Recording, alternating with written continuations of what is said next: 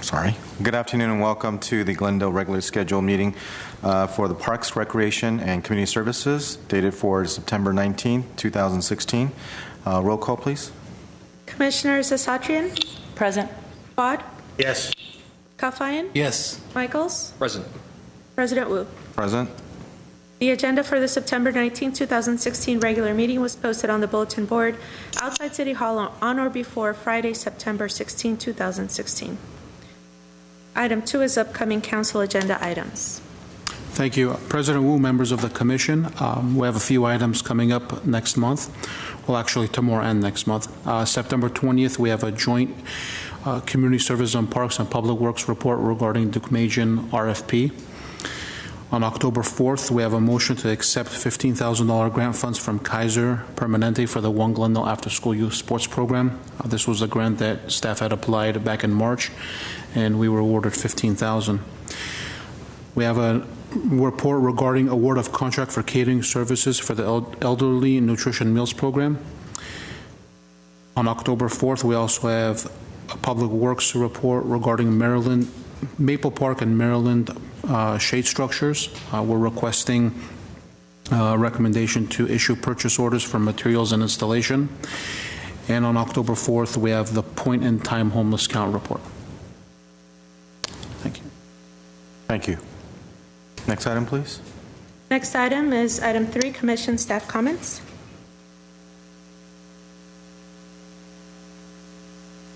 Comments from the Commissioner? No comments. President Wu, members of the Commission, if you don't have any comments, I would like to make a few announcements. As I usually do, there's a few events and activities going on in between now and the next meeting. Sure. Let's bring that up.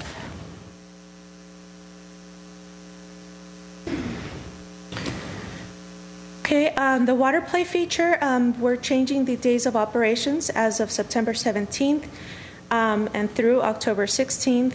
They're going to be operational between 12 p.m. and 6 p.m., Saturdays and Sundays only, and that's at Pacific Park and Cerritos Park. We have a community needs assessment meeting taking place on September 22nd at Pacific Community Center, Sycamore Room at 7 p.m. On September 23rd, we have Green Flash at Sunset, lecture and viewing at Deukmejian Wilderness Park from 6 p.m. to 8 p.m. On September 30th and on October 14th, we have a tea night out at Pacific Community Center from 5:30 p.m. to 9 p.m.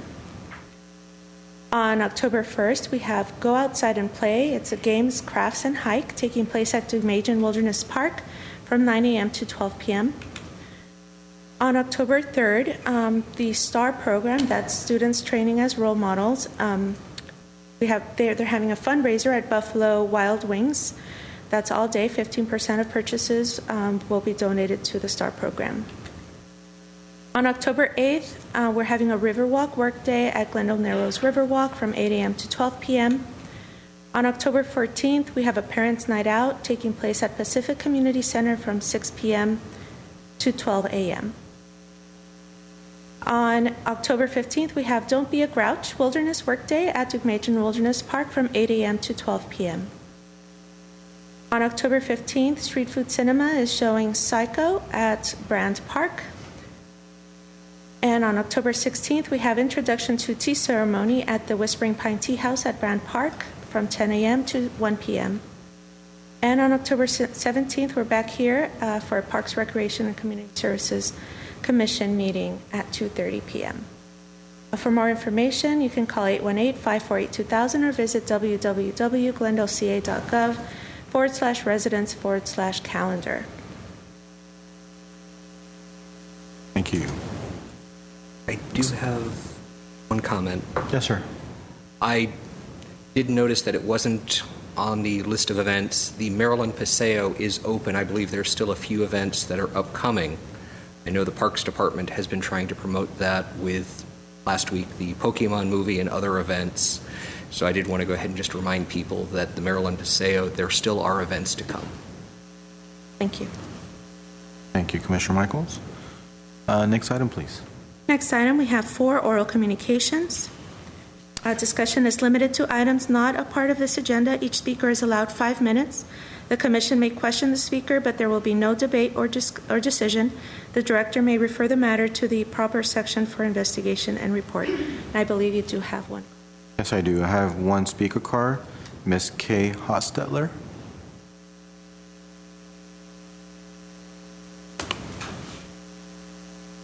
Good afternoon, Mr. Director and Commission members. My name is Kay Hostetler, and I live on Oak Ridge Drive, and I have the unusual situation of having a home that shares a boundary with Palmer Park. Most parks maybe have a street around them, but not Palmer Park. The beautiful park is going to be opening soon, and I came to express my concern about the noise from the basketball court and the half court and the skateboard park, because I expect they will be noisy. And I'm hoping that there might be some noise remediation or some limited hours as the park opens to find out what the situation is and what it's like to live next door to the park. In June of 2011, I was in touch with the person who was designing the park at that time, and I had filled out the community paper that they wanted us to fill out for our input about the park. And when I received an email with this plan, I also received acknowledgement that they had read my email and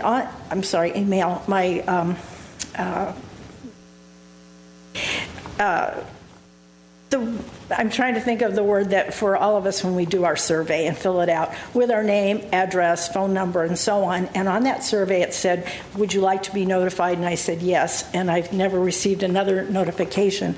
I live right at the V where the 2011 plan was, and I was fairly happy with it because the skateboard park and the basketball courts were going to be up close to Palmer Avenue. When I saw the April 2014 plan, which I assume is the one being built, I'm right here where the word proposed is, and notice the green space that I thought I was going to be next door to has all now become the half court and the basketball court. In June of this year, I got curious about all the noise and construction, so I went over there and saw a large flat space close to my property that was obviously not going to be green space and lawn. On July 1st, I met Mr. Onig Bolanikian the very first day in the office at Parks and Rec, and he had time to see me and show me the new plan, and he was very gracious about his time in doing that and also in returning my phone calls. So we've talked a few times since. But I was really disappointed to find out the half court and the additional full basketball court, which is new to the park, would be close to my home. The house is set way back off the street, so my patio and my kitchen are really close to the park fence. Noises from the basketballs travel easily. I know this because when I moved to the house, there was a full court on what is now the parking lot of Palmer Park, and that space is close to my home as well. When the balls are up in the air and bouncing around, you don't know when they're going to be bounced, when they're going to be passed, when they're going to hit the backboard, when they're going to reverberate and sound like this. And it's like kind of like enjoying in your backyard but waiting for the other shoe to drop. It's not a rhythmic, nice noise. If you're participating in basketball or you're an observer, it's no big deal because you're participating in the fun. If you happen to be living right next door to it, it can be an awesome noise to deal with. When the 1996 renovation of the park, when it was opened, the basketball had been moved to the center of the park, and the new material used for the surface of the court and for the backboard, they really did a lot to diminish the noise. Plus, it was a half court. Now I'm getting a full court and a half court. Living next door to the park for the last few years since 1996 has actually been very nice, just like I thought it would be to live next door to a park. At Mr. Onig's suggestion, I visited the Pacific Park to see what the basketball court is like over there and what it sounds like, what it looks like. And it has park buildings on two sides of it, but on the east side and the west side, there's plenty of room for the sound to escape. Also, The closest residences are across the street on Riverdale and across the street on Pacific. So you have, in both cases, wide streets to also help to buffer the noise coming from the park. By contrast, Palmer Park has apartment houses and residences on the west boundary. They are on Boynton, and the houses on the south side on Oak Ridge are right, we share a fence. Putting the basketball courts and a skate park in Palmer Park is like putting it in a canyon of buildings. Is that my time up? Thank you for your consideration for maybe remediating the noise or cutting down the hours so that we're not 24/7 with the park. Thank you very much. Thank you, Ms. Hostetler.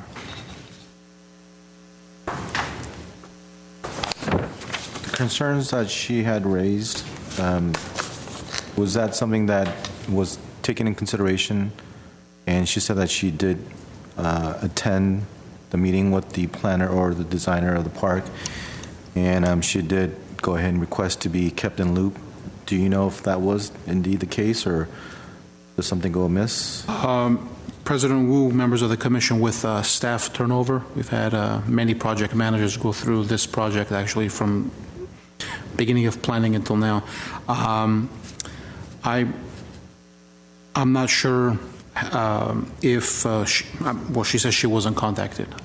So when we met July 1st, I went in and talked to the current project manager and asked if there's any way we can work on with getting different basketball rims and courts to minimize noise.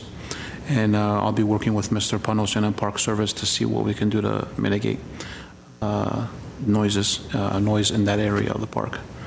In regards to changing the park hours, we'll revisit that, but that park closes at 10 o'clock, or will be closing at 10 o'clock daily. So when is the expected date of opening of the... We're hoping to have our opening event the first week of December, tentative. So it's currently under construction? Yes. At the present time. Construction should be completed by the end of October. It'll give us 3 to 4 weeks for all the establishment period for irrigation, the grass and the plants and so on. And hopefully we'll have a grand opening date first week of December. Please. The materials that are being used for the half court and the full court are the same that she was referring to that diminish the noise? At Pacific, yes. Could you refresh our memory? Are these courts to be lighted? There will be emergency lights, but there won't be any sport lights like we have at Pacific or at Griffith Manor. Okay, so ostensibly the basketball courts and the skate park would be dawn to dusk? Yes.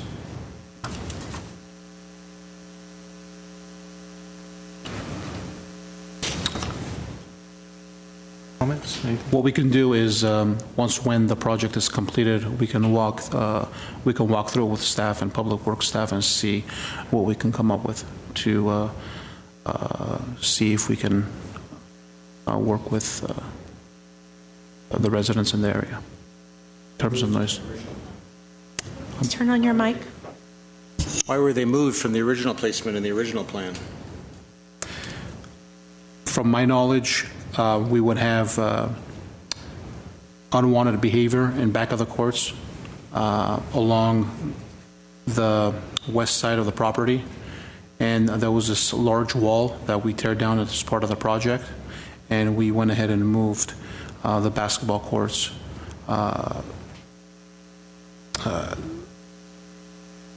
closer to the parking lot area. I think that was something that we had discussed actually, and we had quite a few speakers on that end when we were approving the initial plans.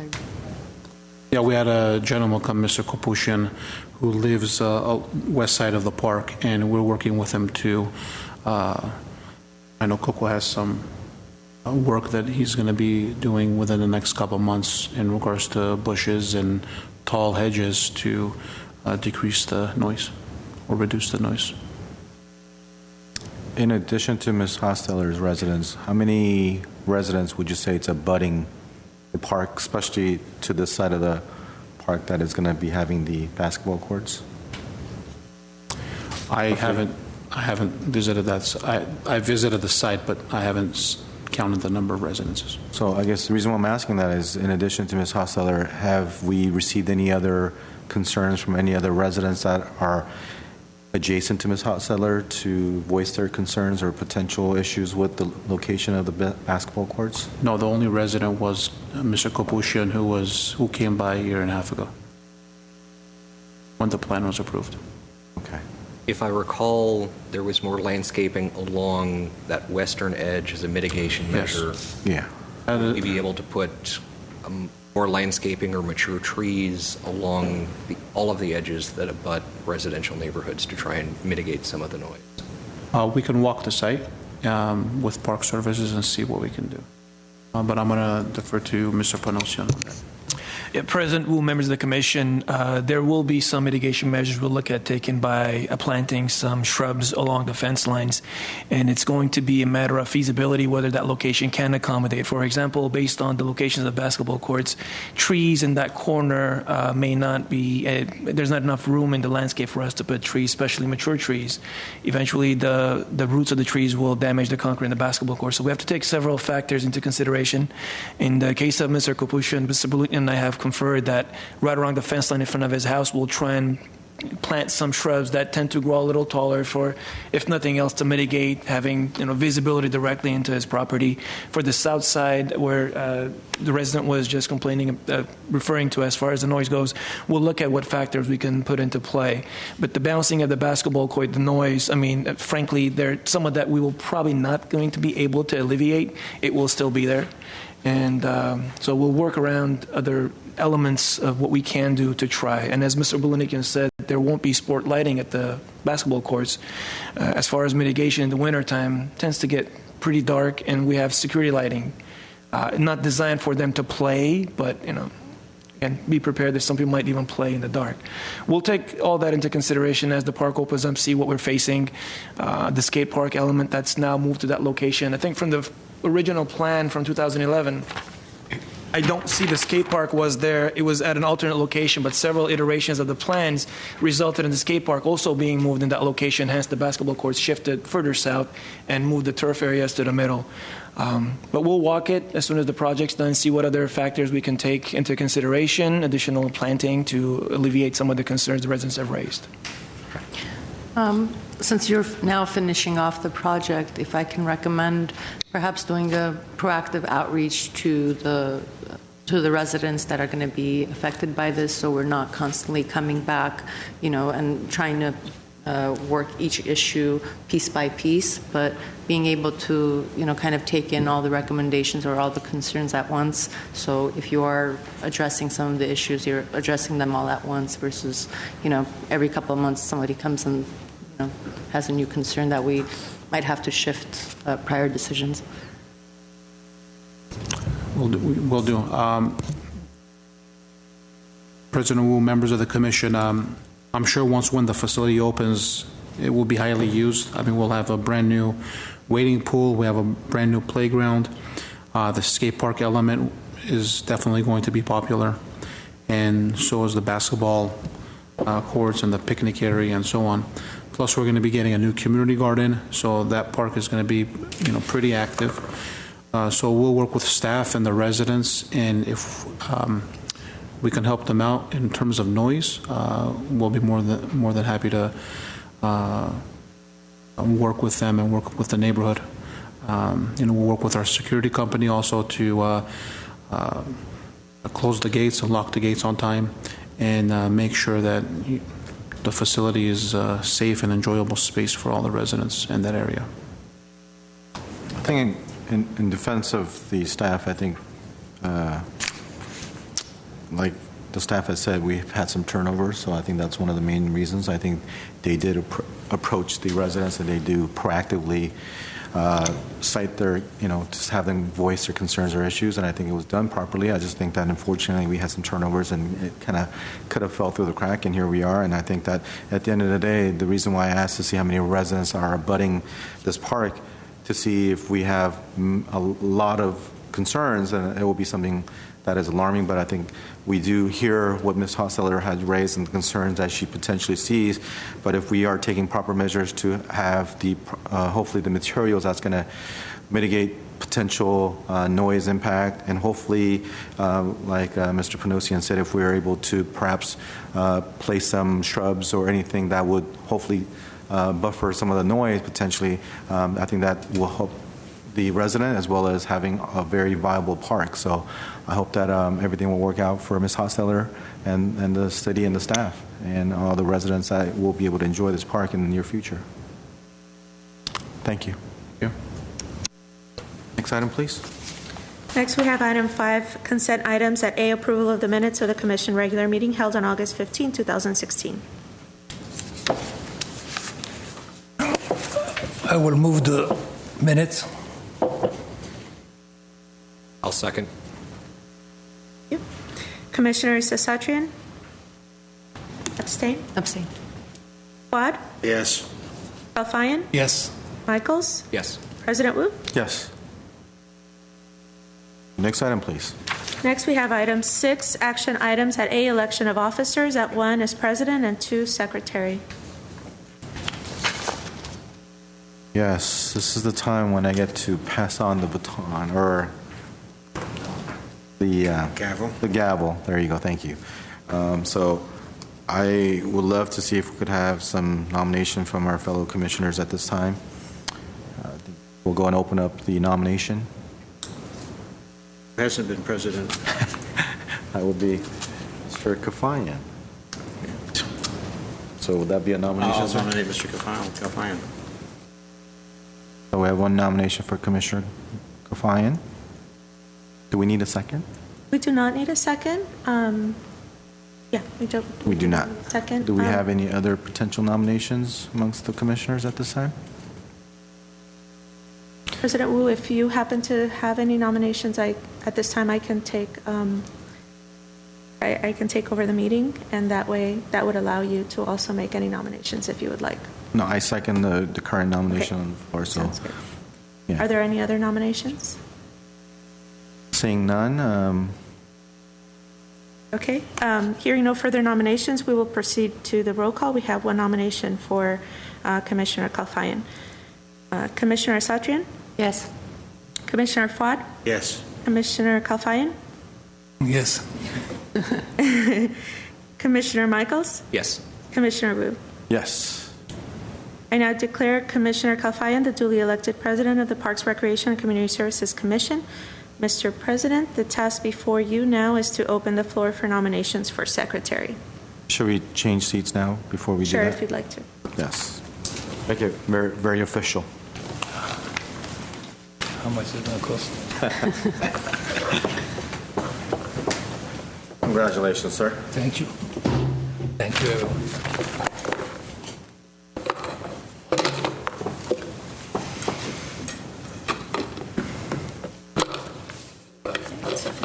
Thank you. We need a nomination for the secretary. I nominate Commissioner Michaels.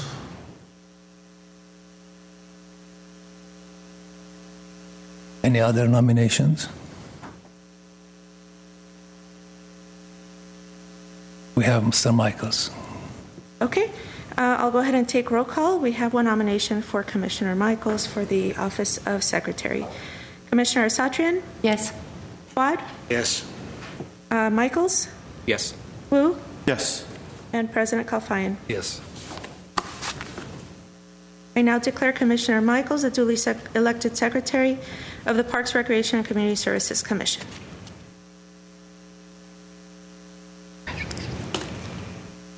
Next item, please. Item 6B is resolution increasing adult sports league fees and establishing new equipment rental fee for sports equipment. Good afternoon, President Calfai and members of the Commission. I'm Gabrielle Golia, the Senior Community Services Supervisor with the Sports Section and Civic Auditorium and Customer Service. I'm here with a resolution to increase adult sports league fees for co-ed softball and men's basketball, and to establish a new equipment rental fee for sports equipment that is now located at the Glendale Sports Complex. It has been relocated from another location up to there. These fees, if approved, will be effective November 1st. The Glendale Sports Complex was built in 1999. We have 3 fenced softball, baseball fields and 2 artificial turf soccer fields. We also have a snack bar, a meeting room, and 2 multi-use trails that are around the facility, and we're open daily from 7 a.m. to 10 p.m. We are mostly used for private rentals. We rent out the fields for youth, adult, and schools, and then we also run our adult softball league and soccer league at the site. And then out of the Glendale Sports Complex, we also run the men's basketball league at other facilities such as Pacific Community Center and Clark High School and CV High School. We do continue to assess and recommend new fees in an attempt to preserve and maintain the fields for residents and to provide quality programming for youth and adults. And our sports adult leagues are operated out of the enterprise account, and they do support the sports complex operations financially. Staffing costs have been rising over the past few years. We have hourly sick pay that we're now paying. Cost of living has increased, as well as we've got some minimum wage increases coming in the next couple of years.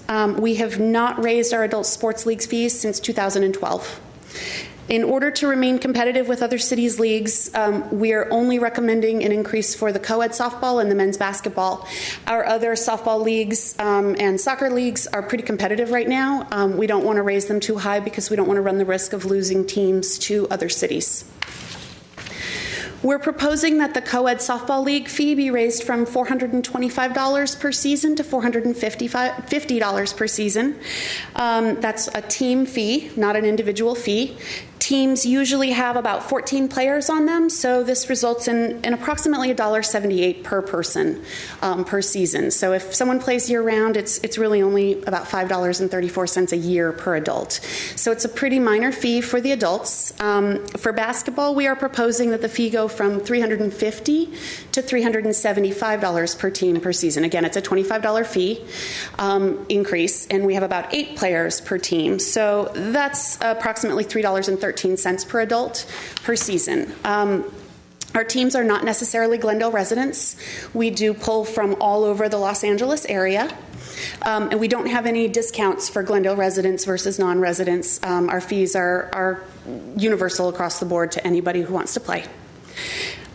In addition to that fee, we are also, I'm also recommending a fee for a portable backstop. This is a piece of equipment that was located down at Stengel Field for a number of years.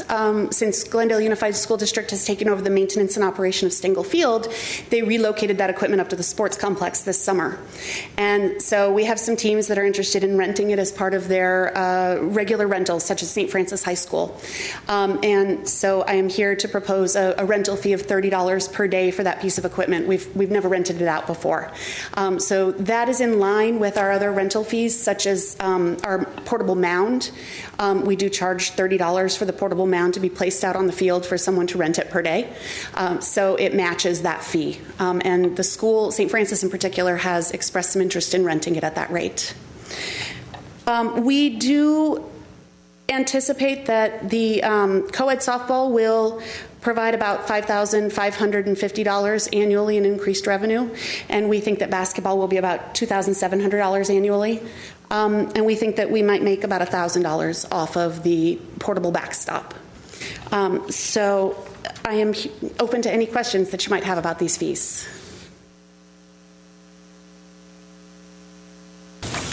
Nope. Okay. So it seems that it's very reasonable to $25, and it's very competitive with the other cities. There is no objection. I have one quick question. Could staff fill me in as to where we're at with the St. Francis? I think there were some talks that the St. Francis baseball field, team was looking into renting our field and maybe doing some of the work for that particular field. Has that made any progress since our last conversation? President Kalfai and members of the commission, the contract is currently up at the city attorney's office for review. We're going back and forth with the athletic director and St. Francis board. When it's approved, we'll go to council to get the 10-year contract agreement approved, the construction agreement also, and hopefully within the next month and a half, not promising, but hopefully within the next month and a half, we'll have something in place where St. Francis can come in and work on field number 1. Their plan is to make it a artificial turf baseball field, which will include a U10 soccer field. So we can use it as a soccer field, and they can use it as their baseball field, as their home field. So we're still working on that, but it's up at the city attorney's office being reviewed. Great. So that's something that obviously at this point it's not taking into consideration of our potential revenue from that, but that's something that everything kind of hinges on the contract being consummated, signed, and executed, and then that's when St. Francis will proceed with the construction. Then that will allow us to be able to rent that field to upcoming AYSO season, in turn giving us additional revenue. Yes, and Commissioner Wu and President Kalfai and members of the Commission, we have increased our revenue up at the sports complex because we have been working with St. Francis. Although the artificial turf project hasn't been agreed upon firmly yet, and we haven't moved forward with that, we have installed infield grass on field number 1. So last season, for their baseball season, which was in the spring of 2016, they did use the field as their home field, and we made some improvements to field number 3, which was a softball field. We extended our infield grass back, extended the infield wider to allow for baseball-sized field on at the location, and we installed larger fences to protect the parking lot and vehicles in the parking lot from hard balls. And so we've been allowing our schools like Flint Ridge Prep to also practice at the sports complex. So we have seen some increased revenue from that perspective, although we've lost a little bit of softball on the field because of the infield grass. So it's we've been working with St. Francis, and we are moving forward with continuing the relationship in 2017. Great. Good. Any other comments? Getting back to the fees, I was able to talk with a few people that are involved in particularly the basketball league. Mm-hmm. No one likes fee increases, but they do believe in the program and believe the increases are reasonable. Thank you. Yeah, we do try to reach out to some of our players and teams before we bring up the fees here. Our specialist who runs the leagues, Will De La Cerda, talks with people, and we always do try to get a feel from the players on how they will react. And again, nobody does like fee increases. They'll say no, they don't want them if you ask them. But at the same time, we always have positive feedback from our leagues. And in previous fee increases years ago, we haven't seen any loss of participation. We still have full leagues every single night for all of our sports. The only one that we have a challenge with is Saturday soccer, just because it's a tough time to pull adults in with their families and other obligations. But otherwise, everyone's very happy with the leagues right now. Are we at full capacity for all the sports? Everything except for Saturday morning soccer, we do fill up all of the available spots. Great. Thank you. So let's go ahead and have an approval. Motion to approve the resolution. I move we approve the fee increase. Second. Commissioners Asatrian? Yes. Watt? Yes. Michaels? Yes. Wu? Yes. President Kalfai? Yes. Next item, please. Next, we have item 7, reports information only at A Citywide Sports Annual Report. Good afternoon, President Kalfai and members of the Commission. I'm still here for this one. Out of the Glendale Sports Complex, our staff, we not only operate the sports complex and those fields and programs, but we also run the citywide sports program. Our citywide sports is comprised of 12 youth baseball fields throughout the city. We have tennis vendor contracts at 3 locations. Our adult basketball league, although run by the sports complex, is technically a citywide sport because it's run at locations other than the sports complex. And we have contract classes related to sports. As well as those sports programs, the same staff also supervise the Verdugo Skate Park, the Pacific Community Pool, and the wading pool projects, or wading pool rentals and programs. We will come back to you for reports on those at another time when we wrap up. I think next month we'll be reporting on the Verdugo Skate Park, and then when we wrap up summer, we'll come back to you with aquatics. So at this point in time, I just wanted to report on contract classes and field rentals and our tennis courts. We had a really nice increase in contract classes this year. We saw a 24% increase in revenue this fiscal year. The contract classes brought in about $72,500 this year. That is great because last year we were suffering a little bit, and especially with soccer. I think when I was here last time we were discussing that we had lost participation in soccer and we were really struggling to bring people in. And this year for soccer, we had a really nice increase in that program. So it's a very positive thing. We brought in a new soccer program this year. Well, it's not new. We have been working with Kids Love Soccer for a number of years. We also are working with the Challenger British soccer camps, and they began a new program this year on Friday mornings year-round. So we think that had a lot to do with our increase in contract classes as concerned to soccer. Challenger Camp during the summer saw a 40% increase in their participation this year compared to last year. So we've been assisting with their advertising, and they went out and really recruited children. So we think that that's a big part of our success in that area. Our other programs also saw an increase for tennis classes, for youth and adults, and in our volleyball and badminton programs. Field rentals also increased this year. We had a 25% increase in the amount of revenue brought in for fields this fiscal year. This is everything except for the sports complex. And our total number of hours permitted out to youth groups and private rentals also increased. Most of our permits were for approved community youth groups, which are free for much of the year to the groups. But we also did add additional permits for some private soccer clinics and teams, travel ball youth baseball, and fall ball youth baseball. Those have all increased. We also run the tennis contracts at Fremont, Glorietta, and Shoal Canyon. Under Citywide Sports, we run the Fremont and Glorietta, and then our administration office runs the Shoal Canyon contract. And all three of those are run by private vendors. We do have a competitive bidding process in order to select the vendors that run those courts. And they pay the city a flat monthly fee along with a percentage of their profit at the end of each month. Overall, the Citywide Sports program operated with a loss of $63,493 this year. It is an improved operating deficit from last year. Last year we were at about $88,500, so we are improving. The department realizes a profit in the enterprise fund each year in other program areas such as the sports complex operations and community center operations.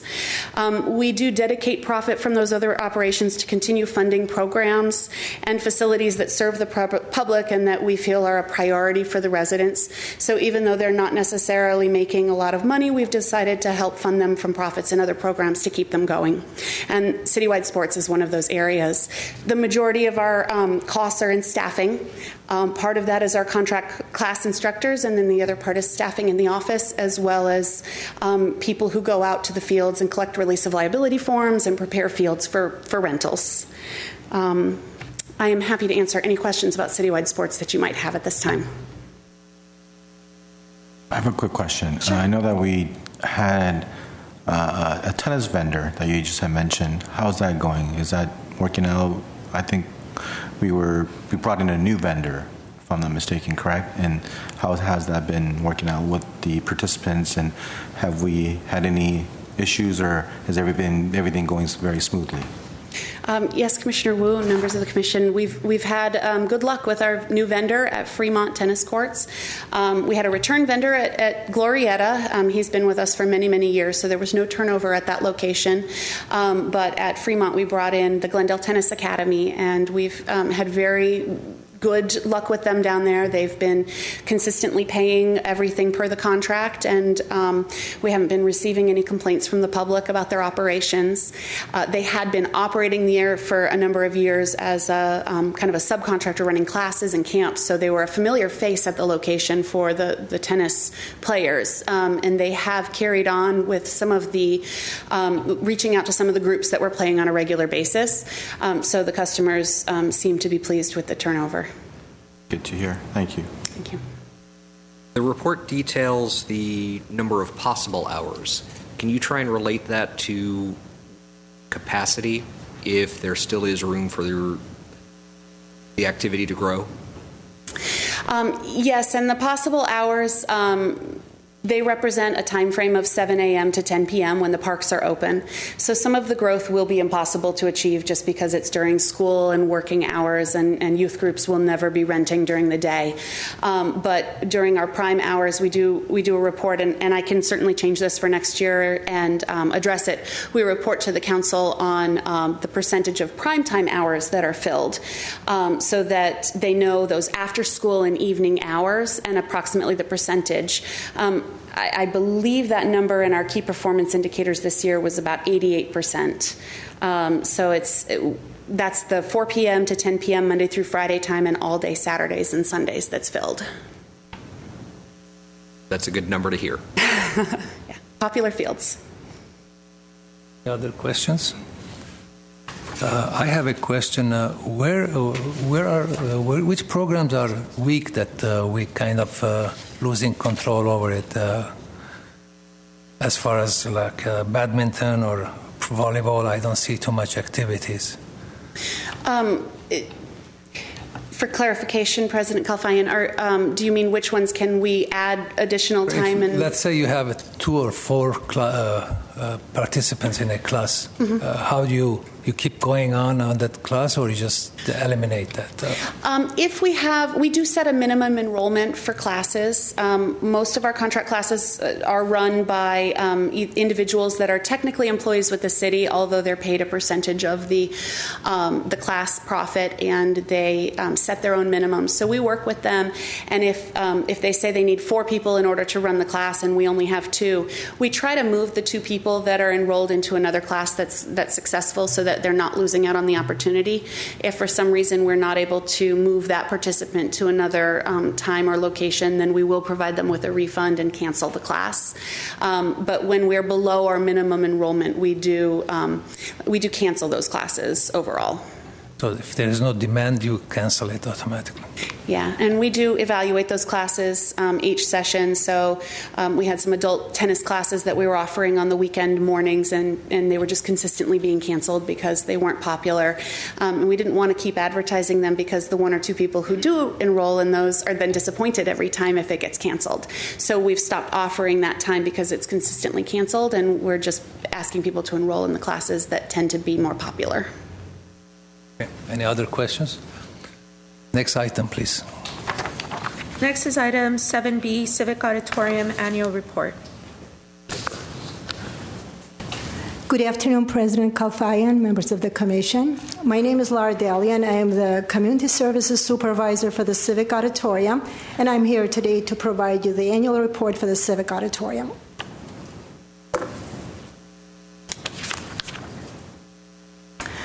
The Glendale Civic Auditorium was built in 1937, and it's still standing as the historic symbol of the old and the new, providing services to our community, to the public, for private events, for public events, for social events.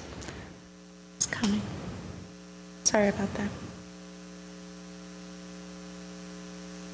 The Civic Auditorium is an excellent location for meetings, private events, weddings, birthday parties, gala dinners, public events, conventions, seminars, trade shows, meetings, concerts, ballroom dances. It can assist up to 2,000 people at one time. It provides services. It's a rental location, but it provides a variety of services such as handicap accessibility, excellent and safe location. And we just upgraded our Wi-Fi connection, installed Wi-Fi for the last couple of months. We're providing that service to our public, providing audiovisual services, insurance, security guards.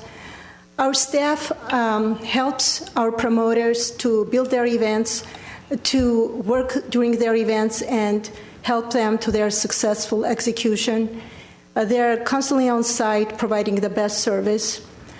The upper auditorium, the Civic Auditorium consists of two main halls, upper auditorium and lower auditorium.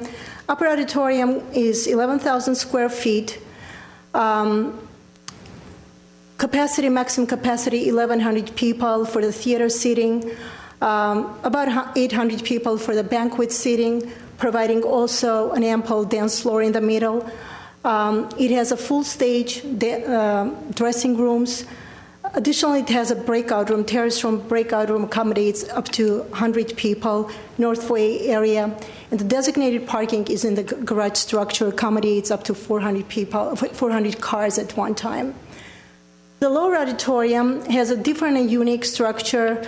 It has a middle sunken area. It is as big as the upper auditorium. However, the capacity is limited to 600 people based on the structure that it has with a middle sunken area. However, it is a favorite location for the private events, weddings, birthday parties, social private events, because of the designated middle sunken area, which is being used as a dance floor. It has also adjacent areas. The conference room accommodates additionally about 120 people. The designated parking is in the lot 31. The Civic Auditorium provides different setups, and with every setup, it looks different. Here are some pictures from different events offering a variety of setups. This is from the commemorative event from last year. Police awards ceremony just recently, a public event health festival that we have every November, providing free services to our public, full medical services. Boxing event, our famous venue for the boxing, that people, it broadcasts all over and people can see it all over the country, on the East Coast. They've been complimenting our facility from the East Coast when it was going. This is a Western antique show, picture from another antique show, and you can see the hallway that it is just a foyer area can be turned into a nice conference convention hall area. Private New Year's Eve party, dance floor designated in the sunken area from their own setup. This is a social gala dinner. They provide a service. The Civic Auditorium also became a favorite location for indoor soccer, providing that community, our community, with that service. The kids love to be here. Martial arts event in the lower auditorium. Also, outside area can be used for different functions set up. This picture is from a Winter Children's Festival. The Civic Auditorium is also a designated location as an emergency operations center for the city of Glendale. It is also being used by the city for citywide trainings, meetings, holiday parties, personnel tests, special events. The civic staff assists our customers with event planning. We draw the diagram for the events, do the setup and the breakdown, provide services with logistics, event management, operations. Also, the civic staff is providing services for outside deliveries with equipment delivery, setup, and breakdown. And we have sometimes up to 40 outside functions that will provide services. The Civic Auditorium operates in the enterprise fund, and for the last several years, we tried to decrease our deficit. We're running several years ago over $400,000 deficit. Now we have little over $100,000.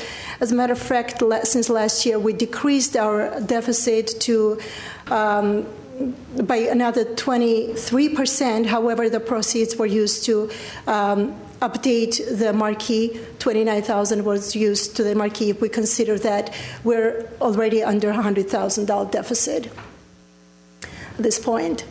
This concludes my presentation. If you have questions, I'll be happy to answer. Could you offer an update on the schedule of the other exterior improvements, the painting, the removal of the canopy? Okay. President Kalfai and members of the commission, the contract has been signed last week with the contractor, and we should start work within the next couple weeks. I know there's some insurance issues. When they provide us with the insurance requirements, we're ready to go. They'll be painting the facility, taking out the canopy, and working on the exterior lighting. Also, we're in immediate arrangements to upgrade our sound system. We have already arrangements with IS, meeting very soon to upgrade our sound system. Also, we're planning to change our gate in Lot 31, upgrade with that. And in the future, we also are planning some interior improvement to meet the market. As a renter of the facility with another nonprofit, I'm happy to hear that the Wi-Fi has been upgraded. That was an issue for us. The sound system, when we come back, we'll be happy to use that. So thank you. We're working on that. Okay. Any other questions, please? Do we have any marketing that targets like potential trade shows or organizations? I know that we did have some gun shows that was held at the Civic Auditorium, I think a year or two ago, and because of the gun issues, I don't know if that's still being continued or not, but do we have any target organizations or trade shows that we could potentially try to get them on a more of a consistent basis? The gun show was eliminated from the Civic Auditorium. At this time, there's no future arrangement for them coming back unless we're directed differently. As far as goes the marketing for how to market the Civic Auditorium, that's what you're asking. I've been conducting on my own, and we also now have a committee that is working constantly to target the trade shows. We have the list of the trade shows. I also target our potential customers by emails. I have the list of the repeat customers that expands their usage in the future. Our electronic marquee is another way of advertisement that we just upgraded, not only about the Civic Auditorium, the activity. We're working on our own website as well. President Kalfai and members of the commission, I met with Economic Development about a month ago, asking for some information on how to better market our Civic Auditorium, because one of our strategic goals, long-term strategic goals for the Community Service and Parks Department is to eliminate the deficit of the Civic. So I did meet with Economic Development. We do have some different ideas that we're working on. One idea is we developed a microsite website, GlendaleCivicAuditorium.com, .org.net, that we're working on, and that should go live within the next month or so. It'll give easier access to potential clients that are interested in reserving the facility. So that's one area. We've also contacted different convention centers, one in Ontario, Diamond Bar, to see if we can have those clients use the Civic Auditorium. So we're working on eliminating this deficit. But in terms of marketing, we've created our marketing committee. We're attending trade shows ourselves, social media, website, and so on. So we're working on it. It's going to take time to eliminate the deficit. That's why it's a long-term strategic goal, but we're working on it. And I know staff's very aware of trying to market the facility and bringing in more businesses to the Civic Auditorium. Right. I mean, I think with the capital improvements and all the facade improvements, interior, exterior, it would definitely be an attractive venue. And I think that we should definitely capitalize on the fact that we're investing money into it, and it's an opportunity for the city to get some revenue out of it and get some more recognition of the Civic Center. Because I mean, aside from a few times I drive by there and I see that there's events there, I always see it being dark, and I'm thinking it's a great location, prime and high visibility. Everything's great about it, just the use of it. I feel like we could have it more, hopefully be more frequent, so we'll be able to generate more revenue for the city. We have a wonderful venue, and staff anticipates to expand our list of our events.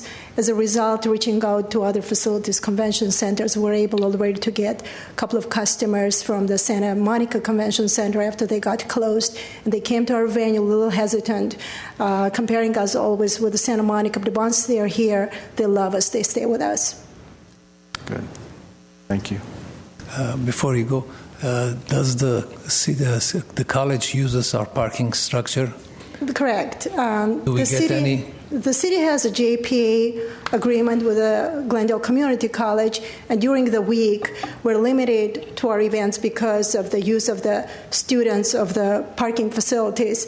And when I have weekday requests for the events, I have to send notices in advance to the chief, request them to allow us to have our event in order to park over there, because without parking, we cannot accommodate our events. That limits us a little. And that includes also Saturday mornings, and sometimes there's disagreement on that. That doesn't bring us any revenues then? No. Structure. It brings us year-end revenue, about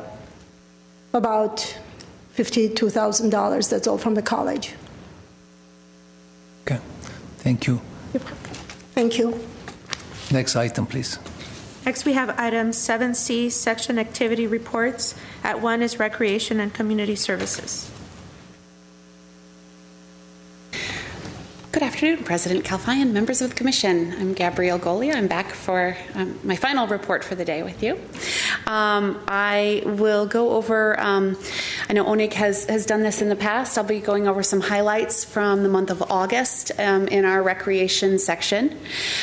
For starters, our One Glendale program has kicked off with flag football for the year. We're very excited about this. We have 195 participants, 8 schools. The expansion is going really well. We have expanded the program this year, and everybody is very excited about it. It kicked off on August 29th. The game days are Tuesdays and Wednesdays between 3:30 and 5 p.m. at Pacific Community Center and Columbus Elementary School this year. And our final, the football championship game will be at Pacific Community Center on October 29th. So we encourage everyone to come out and join us for the championship game. Our summer day camps from this summer were very successful. We had 5 locations operating camps throughout the Glendale Unified School District summer break. And the summer 2016 camps generated a combined gross revenue of over $400,000 for the department. So it was a very successful program this year. The revenue figures that you see there do include our after-school programming.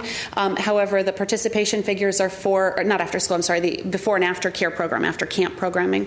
But the numbers you see there for participation are just for the core camp. It's very hard to say how many of those kids were duplicated in the after-school or after program. But we had about 4,400 enrollments in the summer day camp program this year. Another really exciting program for us this summer was the Seamless Summer Lunch Program. The department partnered with the Glendale Unified School District to give away free lunches at Pacific and Maple Parks this summer. They were given out during the Glendale Unified School District summer break, and almost 5,000 meals were given away. 4,902 meals were distributed this summer. So that's a very successful partnership for this summer. Laura has given you the Civic Auditorium for the year that ended in June. So for the month of August, we did have 13 additional events just in the month at the Civic Auditorium. Some of the highlights were the Opposites Attract Cat Show. We have Harley Davidson that the negotiations for it started in August, and they've been moving into the parking lot. They're doing some work out in lot 31, I believe. Yes, lot 31 of the parking lot. We had the All-American Collectors Show in August. Total revenue for August at the Civic Auditorium was $26,593, so it was a good month. Compared to last year, it does look like it's down, but one thing to note is that last year in August at the Civic Auditorium, we collected the money for the Christmas tree lot. So even though the Christmas tree lot is in December, they paid in August. So that's that discrepancy in the revenue from last year to this year. And overall, year to date for July and August, the Civic Auditorium has generated $60,761. The community center and park permit revenue is also up compared to last year for the month of August. It's up approximately 30% from last year in August. All of our community centers are increasing. The biggest one is in filming. That's one we can't necessarily predict every year because it's dependent on the film industry, but it's up 260% from the month of August last year. So we had a really good month. Although overall for the year, it's a little bit down. It's on par with last year overall. But community center, the other highlight is Spar Heights. They've been really bringing in more rental revenue. They were up 93% compared to last year. So our community centers are doing very well. And year to date, we're up 10% compared to last year in community center and park rentals. That's it for the parks section for the month of August. Any questions? It looks like you're doing a good job with the summer day camps. Congratulations. Can I actually make a suggestion on that? So we've been, outside of this, in contact with ABC7. Mm-hmm. They have a program called Cool Kids that they do once a month. So if through the program and some of the camps that you have and you see some work that the local youth are doing, perhaps it's a great way to pitch that. That highlights both the camp and the activities within the city of Glendale, and as well as the kids that are doing great stuff. Thank you. We will. And we've worked with them with AYSO soccer as well, nominating a youth. So we'll definitely follow up with that at day camps. They highlight one youth every month, so great opportunity. President Kalfai and members of the commission, we actually had one of our volunteers from the One Glendale program. She was a cool kid, I believe, in April of this year. Catalina Alonso, what she did is she collected $500, purchased soccer equipment for kids that couldn't afford soccer equipment in our One Glendale program and provided at no cost. And she also taught, since she's a club player, she's an elite club player, so she also provided a free soccer clinic. That's a couple of soccer clinics to the elementary kids that were part of our One Glendale program. So if we see any of our kids or any of our participants in our programs that is a cool kid, we'll go ahead and contact ABC7. Sure, there's plenty. Thank you. Thank you. Okay, next item, please. Next is 7C2, Park Services. Good afternoon, President Kalfai and members of Commission. Today will only be a written report, no PowerPoint presentation. We'll come back with that following month with the field renovations and show you the outcomes of the field renovations. For the month of August, we completed 201 work orders. 123 were completed by groundskeepers. A pesticide applicator completed 22, and irrigation crew completed 56 work orders. Total labor hours of 504 and a half. If you look through it, there's all the details there. It's not as greater detail, but if any questions come up at any given month, please feel free to ask and I'll try to explain further. But this would be the activities that are the non-routine demand, as we call it, demand or emergency repairs or work orders that we complete outside of the regular monthly maintenance. Thank you. Any questions? Next item, please. Next is item 7C3, Workforce Development.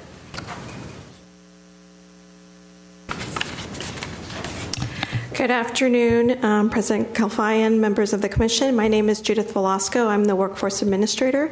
I'm happy to provide you a brief update of the activities in our section. We received a grant award from Los Angeles Community College District for the amount of $60,000 for a 2-year period. It started last program year but continued on to this year. And basically it's to serve youth who are foster youth and what we consider out-of-school youth. And out-of-school youth is a youth who is not connected to any type of schooling that is credit. So it is definitely what we call an at-risk population. The youth are referred directly to us from the Los Angeles Community College District, and we're working with Glendale Youth Alliance, who is the workforce's youth contractor to provide the services. There was a delay in providing these services because we haven't finalized the contract with the college district, but we're hoping that would get started the program really soon. So we're we're really excited about this program. And as I'm not sure if you're aware, Glendale Youth Alliance provides most of the youth employment services under our section. The second item is our first ever strategic workforce board retreat. We've not held a board retreat, I would say, in the last decade. So the purpose of this strategic board retreat is really to engage our current board. We have a board of about 30 members, primarily business, also representatives from labor and the community agencies. And really it's to engage the board members as to making sure we're on track and focus in meeting our strategic goals and mission to create diverse training workforce programs. And that workforce board retreat will be held Tuesday, October 25th, and one of our board members is hosting at the Hollywood Burbank Airport.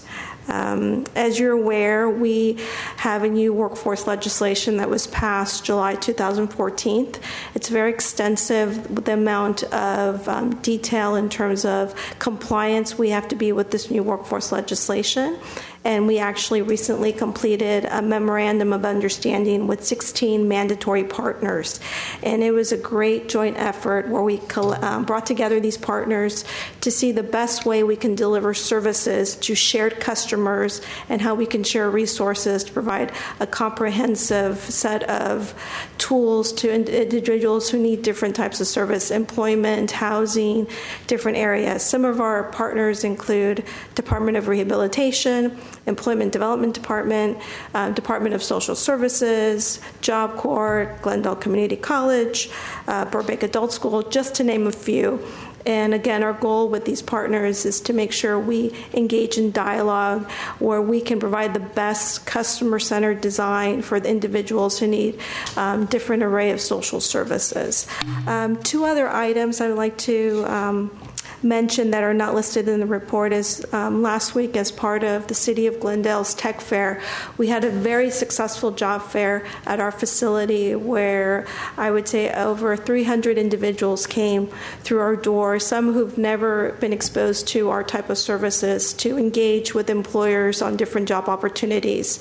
It was very exciting that we're able to provide a venue as also these resources for the community where they can meet their potential employers and where job seekers have an opportunity to hear about different job opportunities in the area. And finally, I would like to invite the Commission. We have kind of our first ever business breakfast on Tuesday, September 27th from 8:30 to 10:30. We've invited Dr. Richard Pimentel, who's a world-renowned expert in the field of disabilities, to discuss with our businesses the areas of diversity in the workplace. It's a no-cost event, again, at the Vertigo Job Center at 1255 South Central Avenue. So I will forward the flyer, 8:30 in the morning. Breakfast will be provided, and we are hoping to get a huge turnout from the business community. I'd be happy to answer any questions you might have about that event or anything else we're happening at our center. Well, I'm glad that you included, even though it wasn't in the report, the job fair involved with Tech Week. I did want to go ahead and compliment you on that. Thank you. I did hear very good things from that through those who attended Tech Week. Oh, wonderful. Thank you so much. Thank you very much. Next item, please. 7C4, Trails and Open Space. President Kalfai and members of the Commission, in your packet we have the monthly activity report for Trails and Open Space. On August 20th, the Wilderness Workday at Duke-Majan Park was held. We had 15 volunteers. They did some tree watering, removal of invasive weeds, and basically cleaned up a couple of the trails in that area. September 3rd, we had our final campfire program, and the hot topic was mosquitoes. On September 10th, monthly river walk workday along the Los Angeles River. Volunteers joined in the morning for weeding and some maintenance of landscape areas at Glendale Narrows Riverwalk.